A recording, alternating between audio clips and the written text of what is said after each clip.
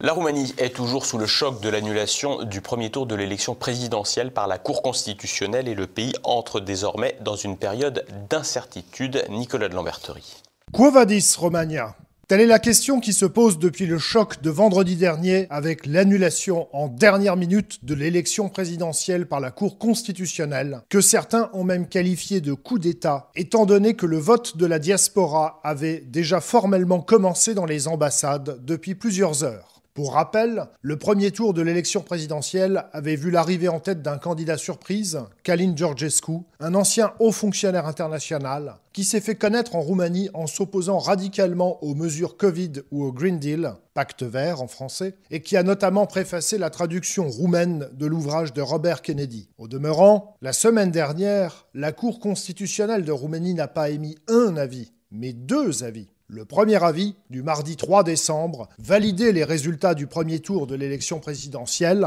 suite à plusieurs réclamations, notamment visant à faire passer le candidat arrivé en troisième position, le Premier ministre sortant Marcel Ciolacu, en deuxième position, afin de remplacer Elena Lasconi au second tour, cette dernière étant jugée trop faible pour avoir une chance de l'emporter face à Călin Georgescu. Mais l'annonce de Marcel Ciolacu de refuser de figurer au second tour, peu importe les recomptages des voix, avait mis un terme à cette hypothèse. La deuxième décision, rédigée à la va-vite le vendredi 6 décembre, soit 2 jours avant le scrutin, faisait suite à la publication par le président sortant Klaus Iohannis d'un rapport des services censément secrets faisant état d'ingérence étrangère dans le scrutin, plus particulièrement du réseau social chinois TikTok, ce qui a servi d'excuse bancale à la Cour constitutionnelle pour annuler l'élection. Notons au demeurant que personne n'a officiellement ou formellement mentionné d'ingérence russe en Roumanie, même si ça a été le cas dans les médias occidentaux. La gendarmerie roumaine a été mobilisée dans tout le pays pour prévenir tout risque de débordement et de manifestation. Călin Georgescu,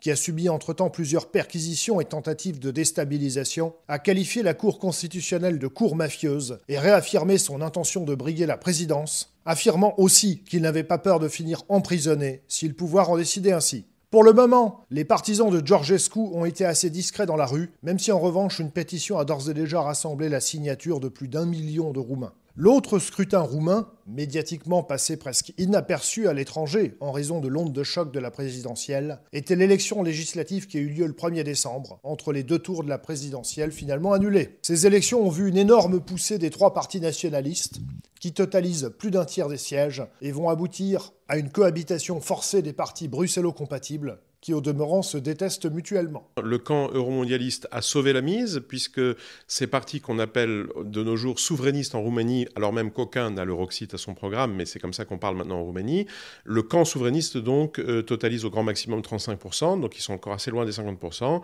et le projet euromondialiste, on va dire, a sauvé la mise. Normalement, la coalition qui devrait donner le prochain gouvernement roumain sera euromondialiste. Ce camp euromondialiste est suffisamment divisé en interne pour qu'il soit désormais impossible aux vieux partis, donc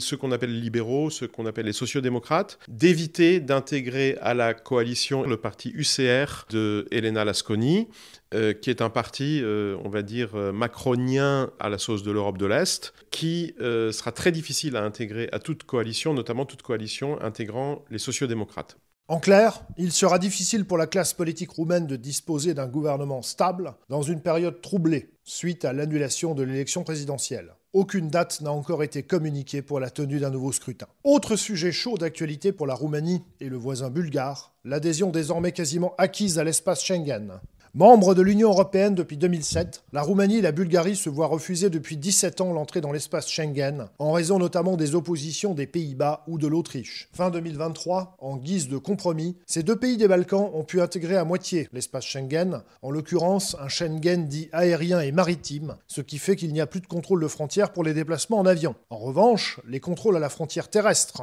pour les voitures et les camions existent toujours et ont un coût considérable en temps et en argent pour les Roumains et les Bulgares. Maintenant que les élections sont passées en Autriche, cette dernière a fait savoir qu'elle ne s'opposerait pas à l'adhésion pleine et entière à Schengen de la Roumanie et de la Bulgarie. Dans une certaine mesure, cette décision pourrait remonter le sentiment d'acceptation de Bruxelles des Roumains, qui est actuellement à son plus bas, même si, lorsque l'on observe les résultats très favorables au parti nationaliste roumain dans la diaspora, on se rend compte que même chez les Roumains vivant en Europe occidentale, le rêve européen a du plomb dans l'aile.